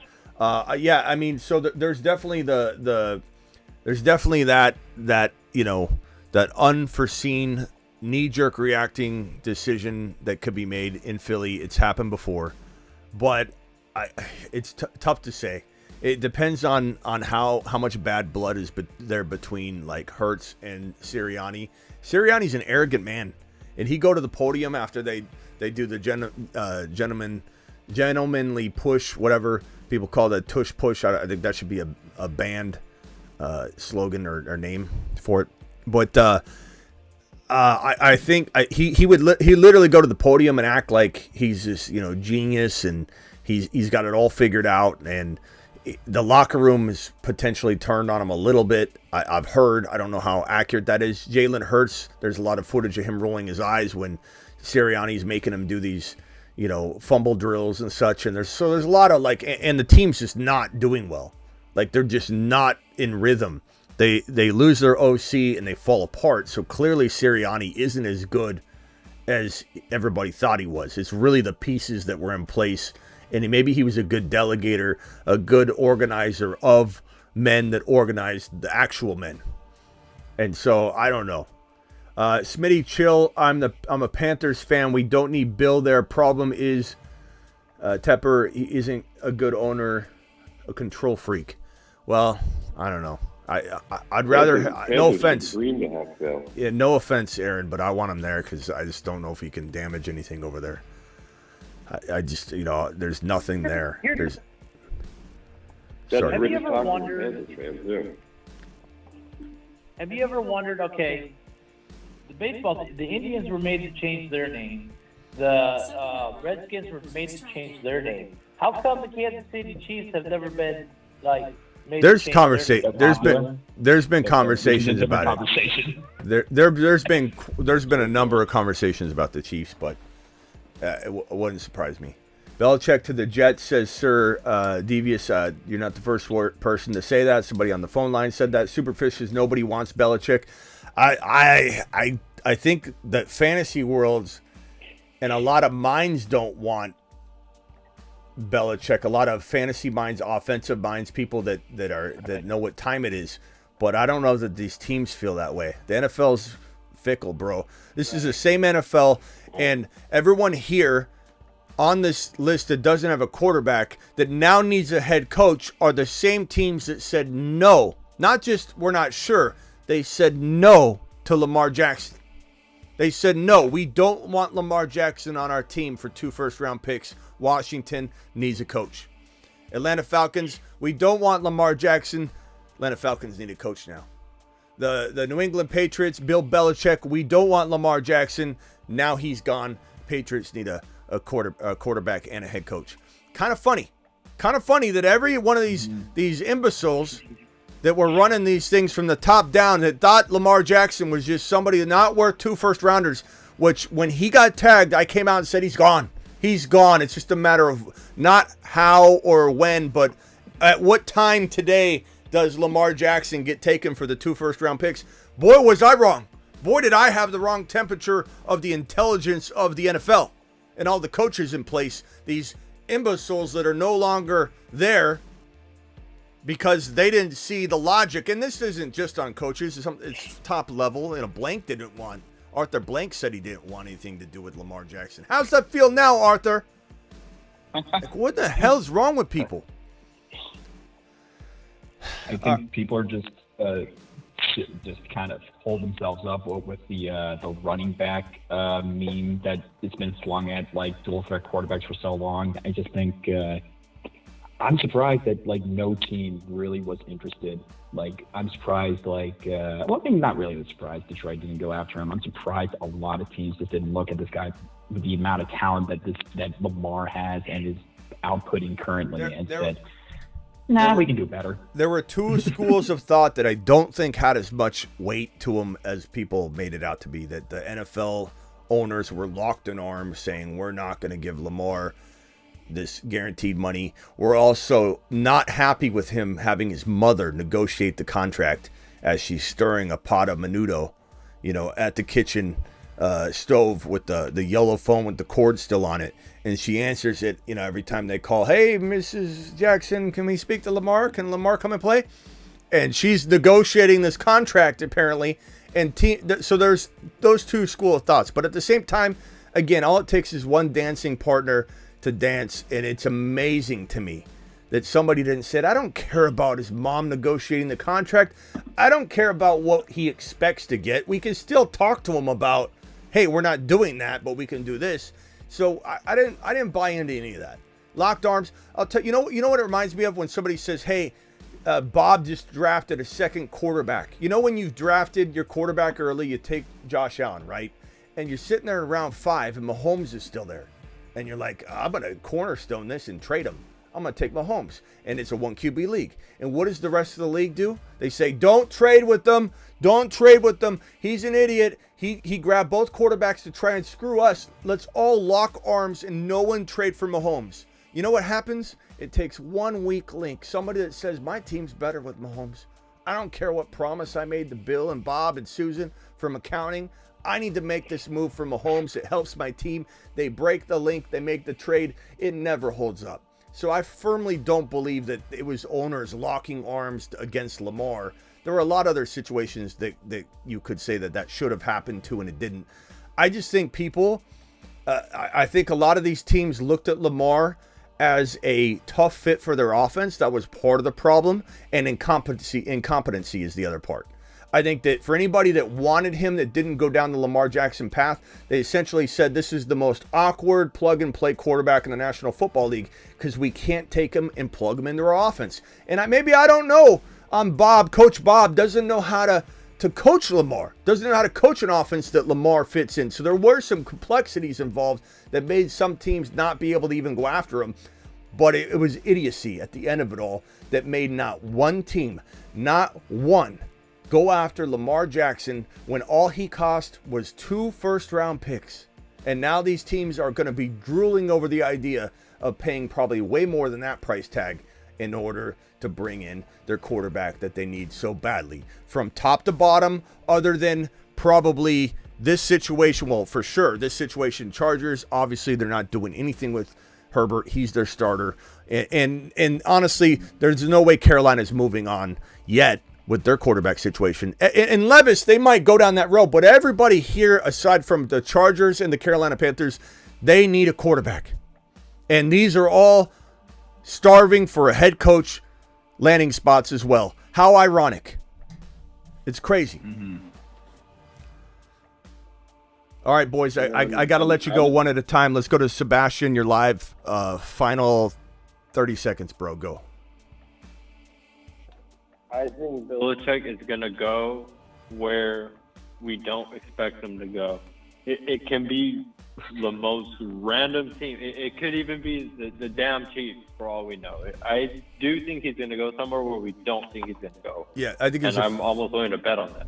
There's a 50, like I said, I think there's a 50% chance the team he lands with is not in play right now. I agree. I still think the Chargers are a very, very potentially strong bet for him. I think Harbaugh also is a strong bet for a Chargers landing spot. I think Bill Belichick in Seattle feels like, Pete Carroll, Bill Belichick, it feels like something that they would want to transition over to. Washington feels like an opportunity.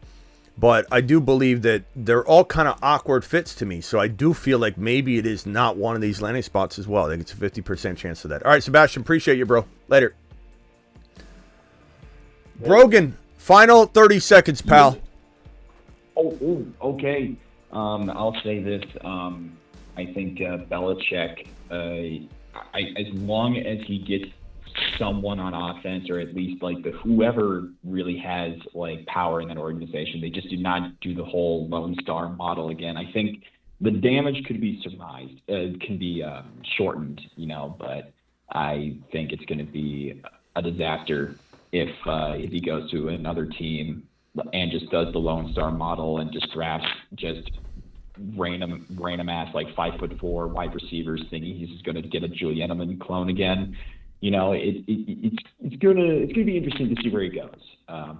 My personal prediction is that he's going to go to that new United Football League. That's where he belongs. Just get him out of the league. Just go to that new United Football League. That's not going to spring happen. Football, baby. Yeah. I know. I'm just joking. All right. But thank you for having me on. Thanks, Brogan. We'll see you later, bro. That's Brogan, everybody. The new Draven. Brogan, get a standing ovation. The new Draven. Let's go over to Travis Rowe. Final 30 seconds, pal. Perps gifting memberships left and right. 20. To the moon.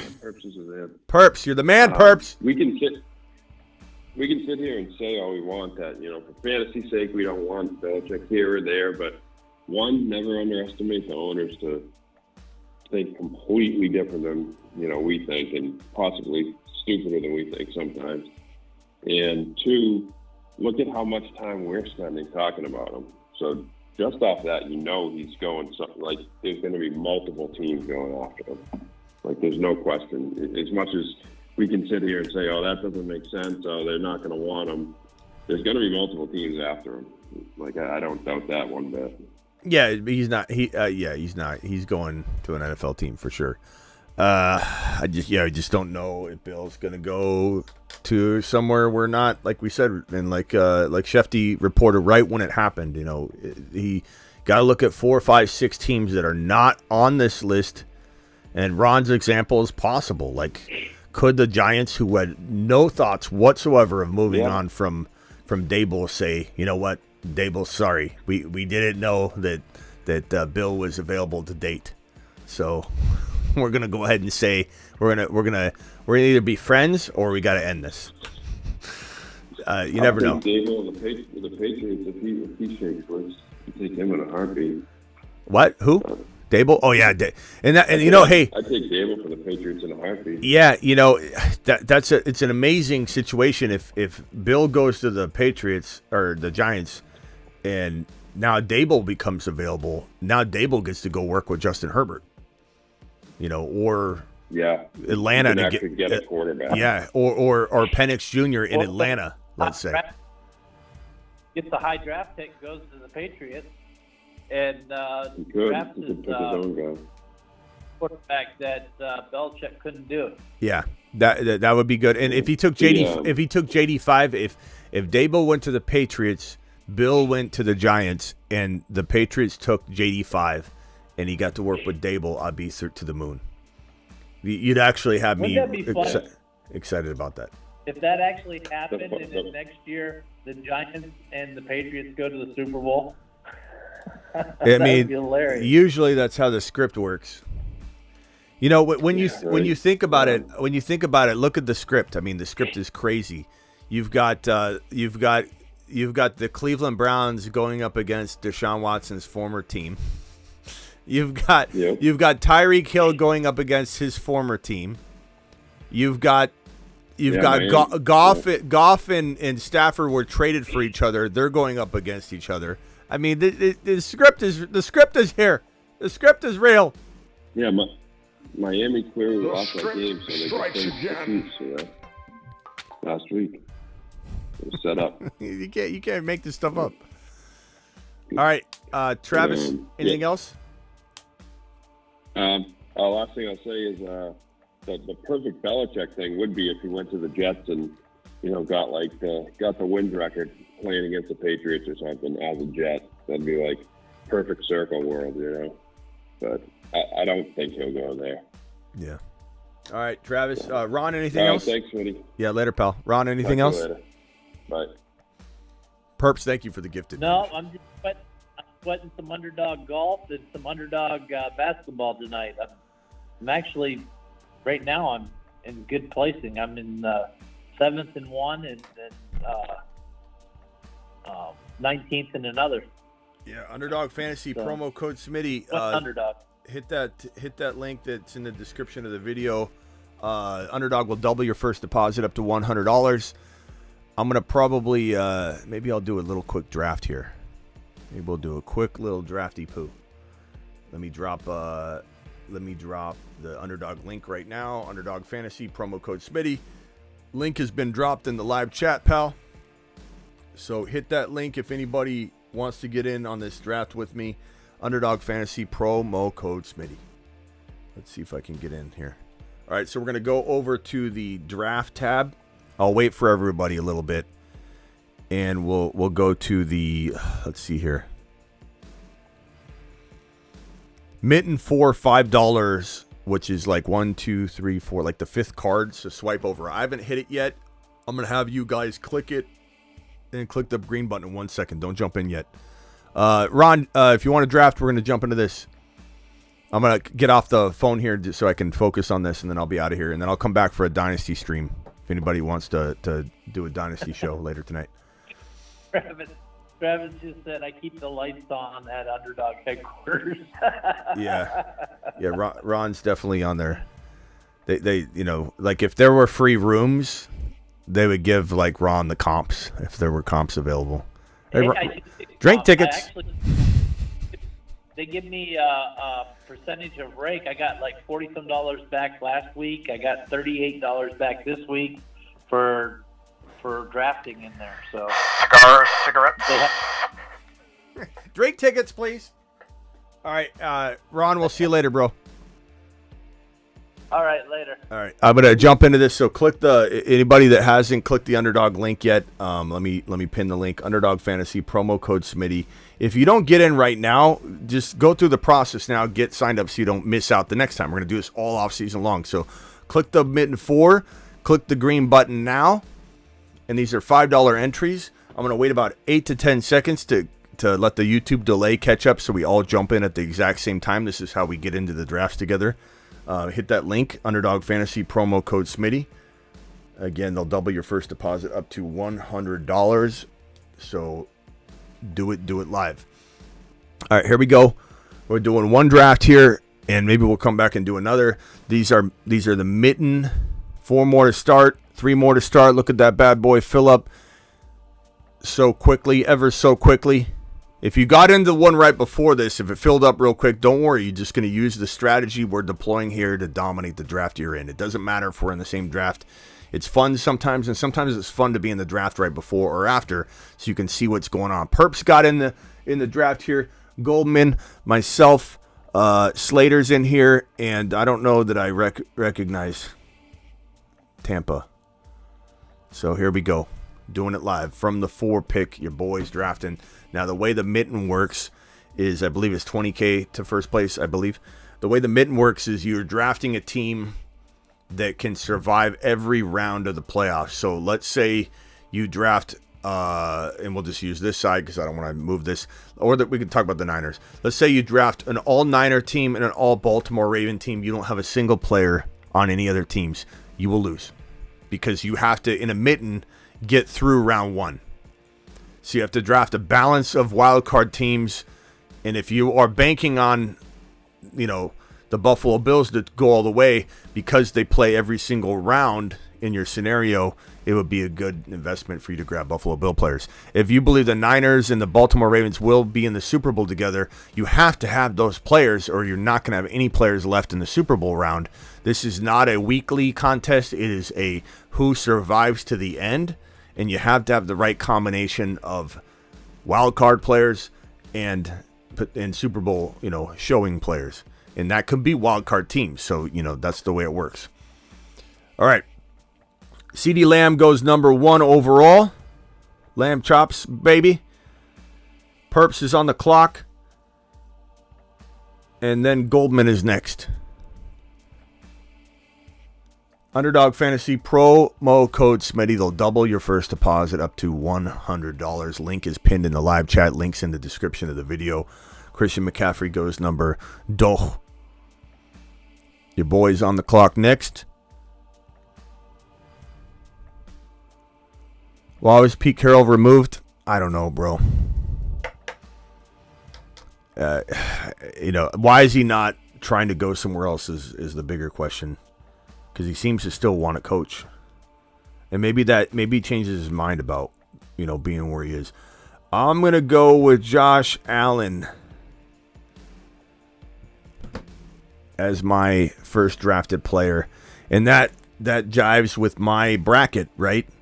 And not that I have to always draft the same team that matches this bracket. I do variations. But if I believe the Buffalo Bills will show up in the Super Bowl, whether they win, lose, or draw, they are going to score points for me at every single round. So that's going to kind of be a build that I'm considering going all in on, right, in this particular. It was time for good old Pete, says Matto. Okay. Brock Purdy and Brandon Ayuk. Deebo Samuel went before Brock Purdy. I'm on deck. Here we go. Patty Mahomes. This is a tough. Motion detected at the front door. Ziggy, show me the front door. This is a tough one. I'm probably gonna say. Jeez, man. I hate doing this, but I kind of want a couple. I want Amon-Ra. I want somebody to go the distance, and if I'm banking on the Buffalo Bills. Ziggy, off. Got an Amazon delivery. What is that? What did I order? I don't know. Say Flowers. Okay.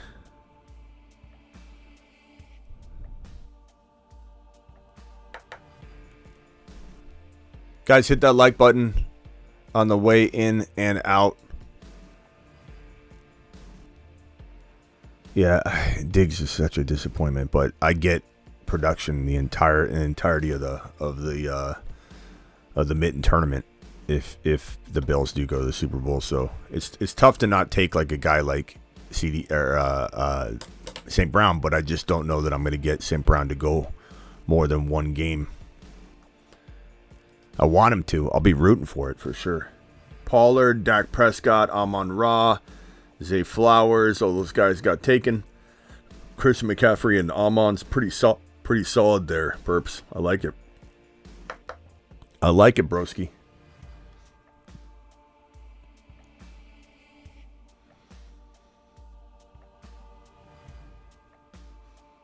What got delivered? Tyreek on deck.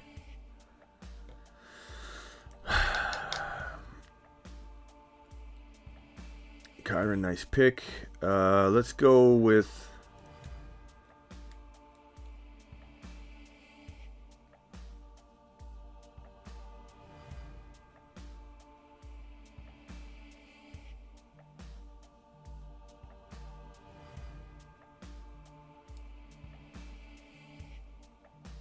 Jahmyr Gibbs.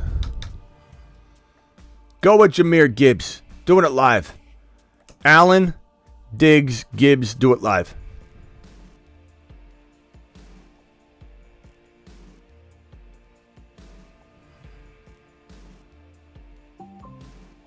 Motion detected at the front door.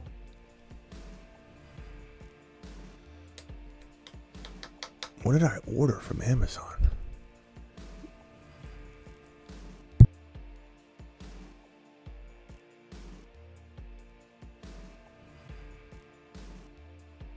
Sneaker has arrived. My sneakers. Was this delivery update helpful? Yes, thank you. Thanks for your feedback. Okay. They're running shoes. Running shoes I ordered. According to Trips. Ziggy off. Let's go with, I guess, Travis Kelce. This is kind of a weird build now. Kind of a weird build. We're kind of building a strange squad because of the advancement, But at the same time, you got to get through each round. The problem is right now, as it stands, I need the Detroit Lions to go to the Super Bowl, or I need the Bills to go to the Super Bowl. And I still need some other pieces, but that's okay. I still got time to build around that, but it's possible I don't have the right combinations, but we'll see. We'll see what we can put together here. I've got some ideas. I got some slick potential maneuvers up my sleeve. It's such a tough thing to do in building. Man, like this next pick, I might be off my rocker here, but I think I'm going to do it. I'm going to take Jalen Hurts. This is not the smartest build for sure, but at the same time, Allen and Hurts probably give me competitively a very strong shot, assuming the Eagles can advance, of dominating quarterback scoring for a while.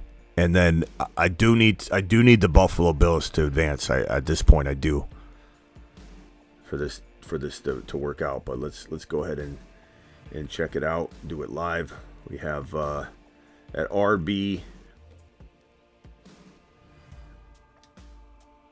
At wide receiver, what do we got here?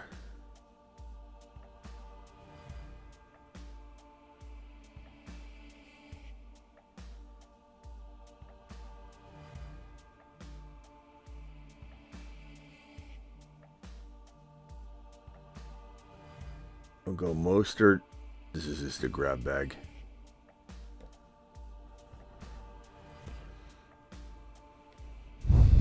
I don't think this team can win. This team is going to go to the final round and then just crap the bed. I just couldn't pin together the right amount of Buffalo Bill players with an NFC team, but maybe if the Bills face off against the Detroit Lions, I've got 3 players as of this moment that could be in that game, so I'd be okay. But it's not something that I'm excited about, this particular build. But I do like the odds of this team getting into the final round. But that's not the name of the game. Let me see if I can self-correct this. I might be able to actually correct this and make this work. I think I got a shot here. I think I got a plan of attack. But the problem is I keep drafting the best player available. This should be a weak lease team. I'm drafting a fantastic weak lease team that can win any given individual week. Okay,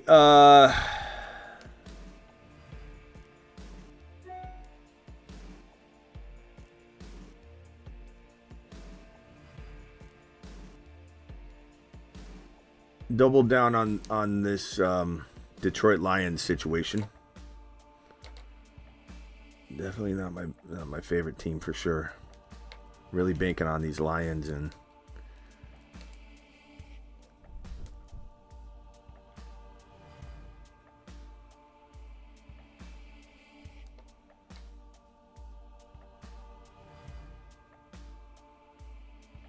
I got a couple ideas though.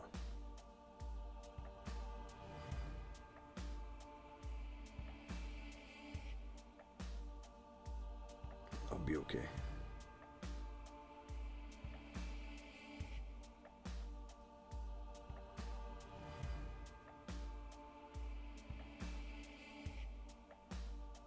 What are we doing here? On deck. So if the Bills make it to the Super Bowl, I've got Josh Allen, I've got Diggs.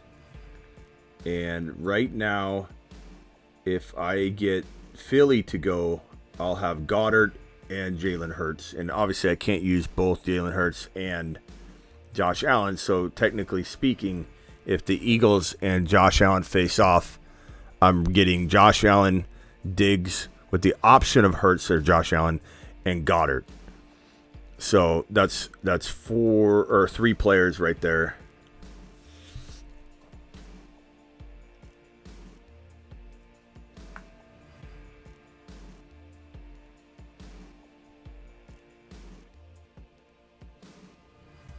And I got 2 picks left, right? 2 picks left.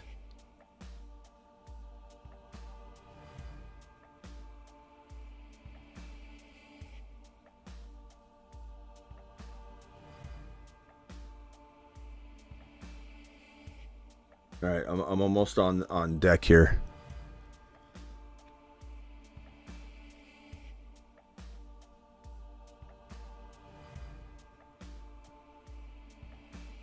More markers? No, it wasn't more markers. But I could order more markers. I might be running out here soon. Okay, here we go. On deck in T-minus 5 seconds. Perps is picking right here. Perps' team is pretty good. Stroud, McCaffrey, Swift, Amon-Ra, Hill, Devonta Smith, Njoku, Nico Collins just drafted Singletary. I like this. He's predicting a Houston Texans situation. I like it. That's solid. I'm on the clock. Quite honestly, I think Shakir at least gives me a player. This is a pretty good strategy for me, given the situation.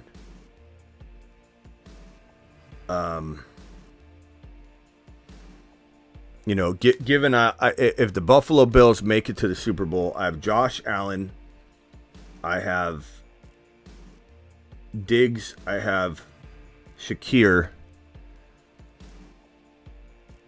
and I still have Hurts and Goddard on the other sides, you know, or the Lions players. So all I really need here is an RB, somebody that can show up, either a Philly running back, Gainwell's a thought, or Leonard Fournette, playoff Lenny. Let's just go Gainwell and hope that you get something out of Gainwell. So I got a full potential team if Philly faces off against the Buffalo Bills, where I started drafting Gibbs and taking players that still get me wild card rounds, help me advance. It's not a big deal, but just so anybody knows while they're structuring a team, you got to be able to field a 5. You got to be able to field a lineup in the Super Bowl, or you really have no shot at winning. But you could make it to the final round, but you just won't have a shot at winning. So I am rooting for a Josh Allen versus Hurts situation where I get one of those quarterbacks scoring, you know, in the Super Bowl enough to be my quarterback. And then I've got Gainwell at running back in that scenario. I have Mostert, Monty, and Gibbs helping me get there and then not making it to the Super Bowl. Diggs is going to be in the Super Bowl according to this team. Kelsey helps me get there but won't be there. Goddard will be there. Shakir will be there. So Diggs, Goddard, Shakir, Gainwell, Josh Allen, Hurts. That's the team. Let's see what I got ranked. 404 points. The highest scoring projected team. That's what I'm talking about. Not that it matters, but it does make you feel warm and fuzzy inside when they say you have the highest projected scoring team. Let's roll. Perps got 244. Don't let that bog you down, Perps. I still like the squad and the build. Looks nice and creative and crafty. Second highest scoring team with Slater, Mahomes, Tua, Goff, Devon Achane, Debo, A.J. Brown, Puka Nacua. A.J. Brown's injury is going to definitely either help or hurt you, depending on if he can come back from it. But that's how you do a draft, ladies and gentlemen. Clearly, it liked my strategy. It thinks I'm going to score a lot of points, but what happens and what actually happens and what the system thinks will happen are two different things. But there you go. Do a mitten. Do it live. Appreciate you all. I'll see you all later. Deuces. Live Monday through Friday, 8 p.m. Eastern. Live whenever big news breaks, like we did this morning with Bill Belichick. Saturn men, there are 6 of them. The Saturn men. One small step for man, one giant leap for Saturn. Spaceman.